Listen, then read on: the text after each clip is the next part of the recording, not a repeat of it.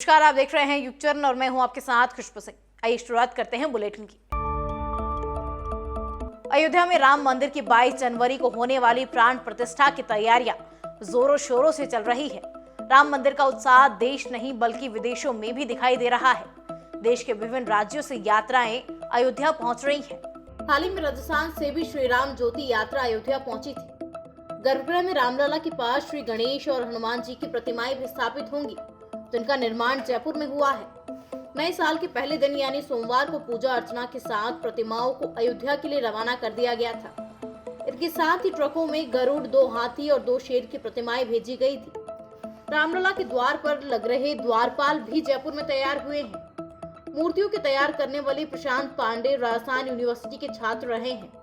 पिता के साथ उन्होंने बारीकियां सीखी। प्रशांत को इस बात की बहुत खुशी है कि उनकी कला ने राजस्थान का नाम देश दुनिया में रोशन किया है।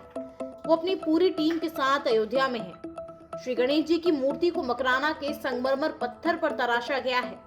कमल पर विराजमान 150 किलो वजनी मूर्ति के एक हाथ में लड्डू है और दूसरे हाथ में आशीर्वाद की मुद्रा है।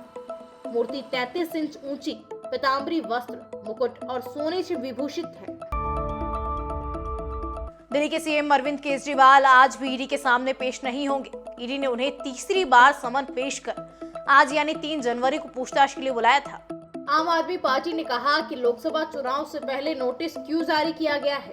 आपके 3 नेता सत्येंद्र जैन, मनीष सिसोदिया और संजय सिंह शराब नीति केस में जेल में हैं। इससे पहले ईडी ने 2 समन भेजकर 2 नवंबर और 21 दिसंबर को केजरीवाल को पेश होने को कहा था, लेकिन केजरीवाल ने इन दोनों समन को गैर कानूनी और राजनीति से प्रेरित बताते हुए ईडी के सामने पेश होने से इनकार कर दिया।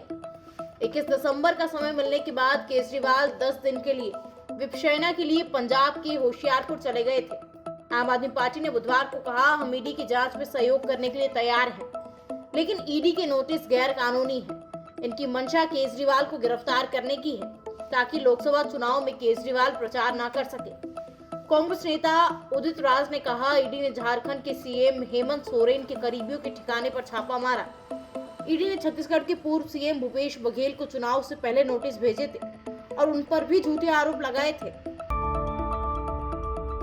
देश में एक दिन पहले कोरोना के केसों में कमी दर्ज की गई थी, लेकिन आज एक बार फिर कोरोना के मामलों में बढ़ोतरी दर्ज की गई है।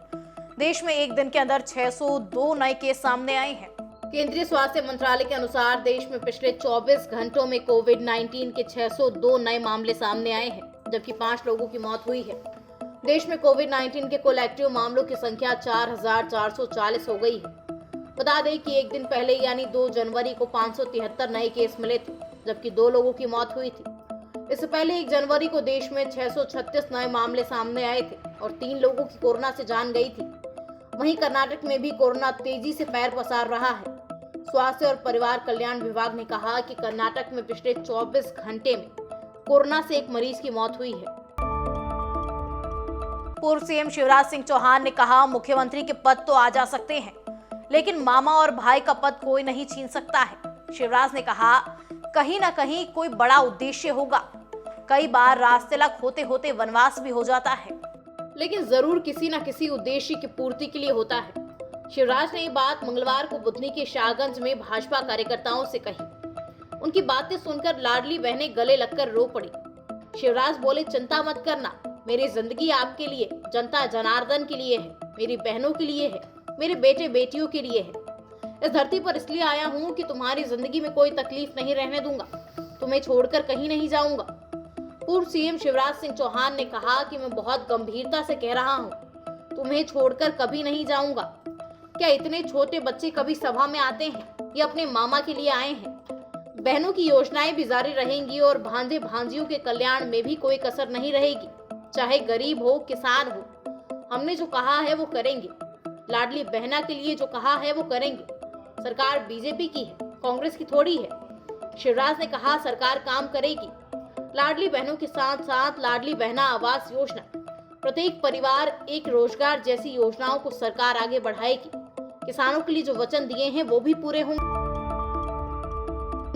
हिट एंड रन केस के नए कानून को लेकर केंद्र सरकार और all India motor transport Congress के बीच मंगलवार देर रात शाम को सुलह हो गई। इसके बाद संगठन ने हड़ताल पर गए ड्राइवरों से काम पर लौटने को कहा है।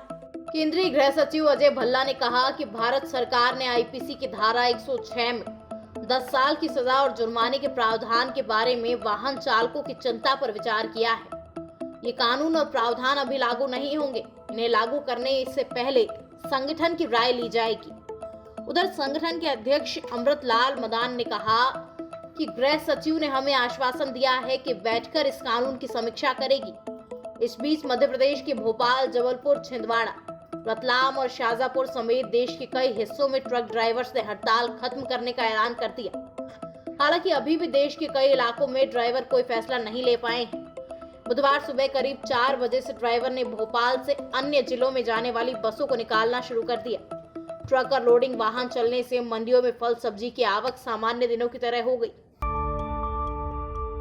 तमाम खबरों को देखने के लिए बने रहिए हमारे साथ यूट्यूब चैनल पर।